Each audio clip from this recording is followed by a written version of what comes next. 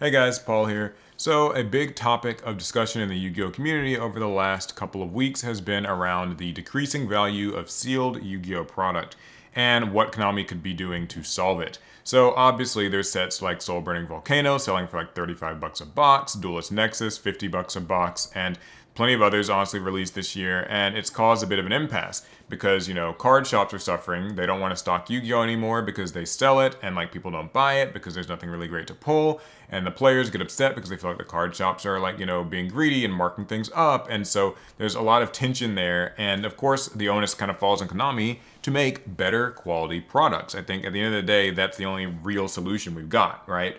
Now, I was thinking about this, and I think that all of that is definitely true. I think every side's got their own thing to say, and it's all valid and all that great stuff. But some people are saying maybe Konami needs to release fewer products, or some people say that they need to do like better jobs with their rarity distributions and products. I think that there's certainly some merit to those solutions, and I'm sure Konami's considering it.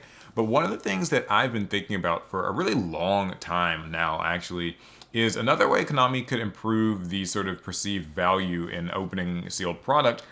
It's that so many cards in these sets are, honest to goodness, just useless. And by useless, I don't actually mean that they are bad cards or that they are like badly designed cards or anything like that, but that they are useless. So let me explain. So, all right.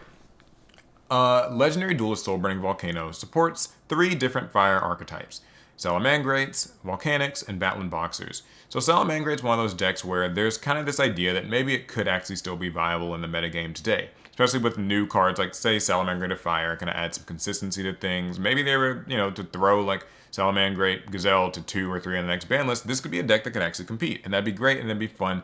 That's sort of something in that set. But as far as Battling Boxers and Volcanics go, they just aren't really there, right? They're just not really strong enough to compete with meta decks. But that does not actually mean that their cards in the set are like bad, right? Battling Boxers get some really cool new things. They get Promoter, they get Uppercutter, they get a new Counter Trap. And these are all things that like really still manage to keep the Battling Boxer DNA and make the deck a lot more interesting and sort of solve some issues and holes that the deck has. Same with Volcanics. I think that Volcanic Emission, I believe, is the new trap card, and Volcanic Emperor, like as the new boss monster and stuff. Really cool new cards. They're quite powerful, and they do, propel the Volcanic deck from like complete trash meme status to like serviceable fun deck, right? So, here's the problem. Where the hell are you going to play these decks? And I'm not like saying that as hyperbole. Where are you going to play these decks? There is no place to use these decks. There's nowhere where you can really comfortably use a Battling Boxer deck, even with its new support. It's not strong enough to beat, Castera and Branded and all these other strong meta decks.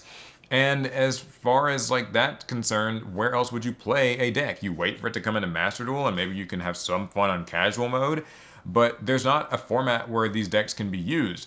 And so, spoiler, that's kind of where the solution lies, in my opinion, is in a Yu-Gi-Oh format that gives value to these products and gives value to these neat cards. Because if there's one thing that Konami has done a really good job of with Yu-Gi-Oh, and there's plenty of things you can complain about, trust me, but one thing I do think they've done a good job of is making creative, neat, like archetype designs and ideas. There are some like really cool decks and really cool cards that come in these sets, and I just feel like I read them and I'm like, this is great. Where do I play it though? So for instance, I was on TCG Player. I'm sitting here just looking at some of the cool cards in the set. There's this Nimleria archetype, which is cool. It's like the sleeping girl who's like dreaming about food monsters or something. And it seems really fun. I read the cards though, and I'm like, okay, well, it kind of looks like it's neat to play, but like this isn't strong enough to beat anything. Like it's just in the metagame, I mean. Like you can't like take this to a regional or YCS and really expect to win. And then also there's like other archetypes, Infernobles, right? I'm looking at Unchained right now. I've seen some people have a little bit of fun with the like illusion deck, so at least there's maybe something there. But like even in terms of like generic cards, I see Fusion Armament, reveal a fusion monster in your extra deck, summon one of the fusion materials whose name is mentioned on the card from your extra deck or graveyard. And so it's even got Flame Swordsman on the card and like stuff like that. So clearly there's supposed to be some sort of fun legacy deck stuff that you can do with this. Or Dark Corridor, that's support for a Dark World deck. But at the end of the day, what are you like? You're not going to be playing a Dark World deck at your local card shop. And I know, I guess there's like the hand loop variant of it. But I mean, like, if somebody wants to actually just play a pure Dark World deck, because maybe they bought the structure deck last year, there's no, like, really great place to play it where it really belongs. Somebody wants to maybe experiment with fusion armament, no real reason to run it, right? Like, why would you play these decks? Because they aren't good enough to win.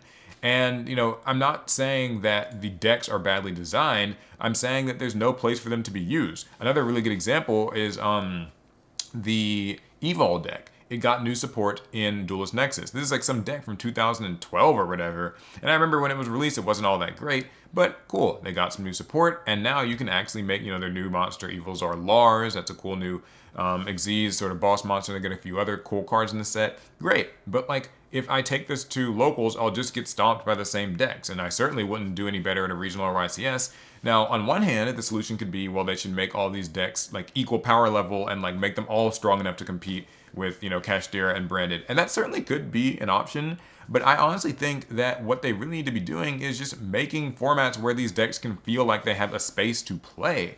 Because right now, that just doesn't exist. But it's not like the cards aren't cool. Battles of Legend has a load of really cool different anime cards and stuff like that. But like, you read it and their price tags are all like, literally, I'm looking at cards right here, right now that are like worth like 2 cents. Viper's Grudge, Battlefield Tragedy, Sage of Benevolence, like, I don't know, just Black Mamba, Xyz Bento. They're cool cards. They could be neat. They could be used in like a fun deck if Yu-Gi-Oh! Games were slowed down to a pace where maybe like trap cards could be played, or cards that don't just completely full auto combo on their own still have a place because games might last a few turns. I'm not trying to turn it into like a rant about that side of Yu-Gi-Oh! I know that is what it is. I'm just saying that maybe what Konami needs to be doing is making a format that's like a little bit lower power level so all of this stuff doesn't go to waste. Because otherwise, you're getting these 100-card sets sometimes where like 5 cards are actually wanted or viable. If you buy Duelist Nexus, you're only looking for Revolution Synchron, Crimson Dragon, and like maybe that Chimera Fusion monster. That's like 3 cards, but the set is 100 cards deep. So there's literally just like 90 plus cards that are actual pack filler and feel like they're going to be someone's drink coaster, but it doesn't have to be that way. They are useless in the sense that there is not a place to use these cards outside of your kitchen table with your friends, and that's not exactly easy to set up. So what Konami needs to do is take some responsibility and make an actual like format that allows these cards to have some room to breathe. Now, I know they've got that Rivalry, the Warlords format, but like, that is weird because it puts the onus on the card shops to make the ban list themselves, and we know that Yu-Gi-Oh! Players can't really like agree on ban lists and rules for themselves. That's not like a slight, it's just literally like, I have a different idea of what the ban list should be than you probably do, and then that's probably different than the next person.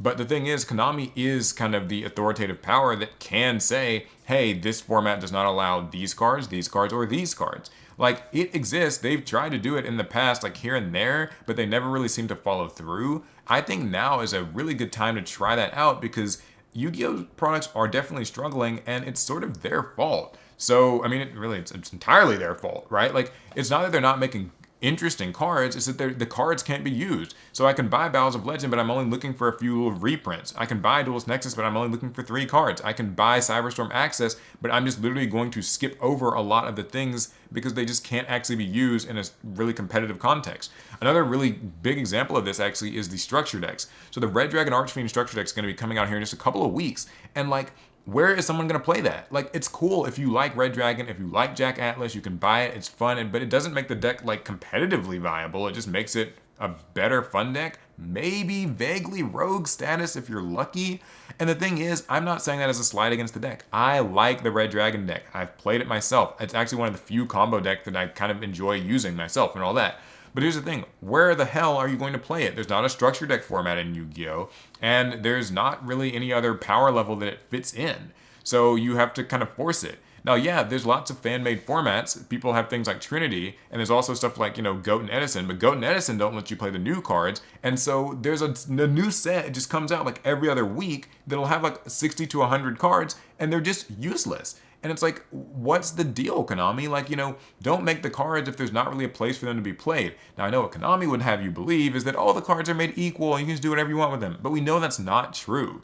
And I think that they've got to actually own up. If you're going to make, some decks clearly stronger than others, because you can't tell me you haven't read a Kashtira card or a Terra Elements card and been like, yeah, they kind of had a hard on with that one, right? Like these cards are clearly overtuned, and then you get like, weak, kind of pathetic little archetypes that can't compete with them. It's not that the weak, pathetic archetypes are outright bad, it's that they aren't like meta viable, and there's nothing beyond the meta, beyond the one advanced format that Yu-Gi-Oh offers.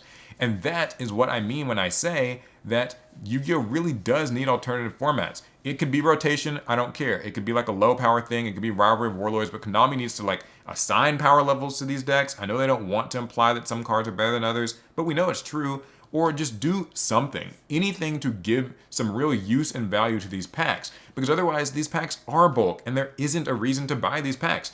Now granted, is this going to solve the entire problem of like Yu-Gi-Oh's card, price, value, product issue? No, I know, there's a billion other things they could do with rarities and different, and prices and all that stuff. But I'm just saying that I should not be able to go through here and see like ultra rare and super rare cards that are worth 9 cents. Because like they're cool cards. Evols are cool. Battling Boxers are cool. Nemlaria is cool. Unchained is cool. But like if it can't really be played at like the one format where it's actually playable, it might as well not exist. And, I hope that doesn't come across as hyperbole. I'm being serious when I say this. This is an actual issue, and it's one of the ones that Konami could actually solve more easily than, like, some of the other things people have been suggesting. So I don't know. I sit here and I read these cards, and I just think, man, what a waste. I'm going to go through a few more, right? I see Gunkin Sue ships, right? These are catch of the day. Cool new card from Cyberstorm Access, but you know what? Where the hell are you going to play Gunkin Sue ships? Or I see Gold Pride. I mean, I heard that got played a little bit, but nobody really seems to be using that. There's Tistina in the new set. No one's using those. Makonko. I don't see anybody ever play that, right? Like, there's Battles of Legend. Again, there's so many neat cards in this set that are, like, based on anime things and, like, all that stuff. But again, where are you going to use these decks?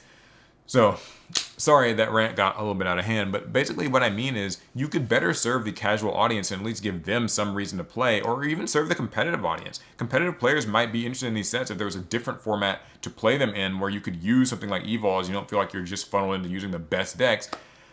I don't know. All right, now I get it. This isn't like a perfect solution. Maybe you guys can let me know, what sort of format could Konami create and how should they do it? I know that they must have some sort of a big reason, marketing, legal, contractual, whatever, where they can't just say this deck is better than this deck. But like, what is the next best thing? I don't know. Do you assign power levels? Do you just outright ban specific, decks, extra deck things? Is it fine to just leave it in the hand of the shop with the, the Rivalry, the Warlords thing? I don't know. But I just think that there's no reason for so many new cards to come out and just not have a place to be played at all. I think that's just Konami's fault. So, yeah. Let me know what you think down in the comments. Subscribe to APS Amplifier. Trying to get to 100K subs would be really cool. See you guys in the next one. Bastard.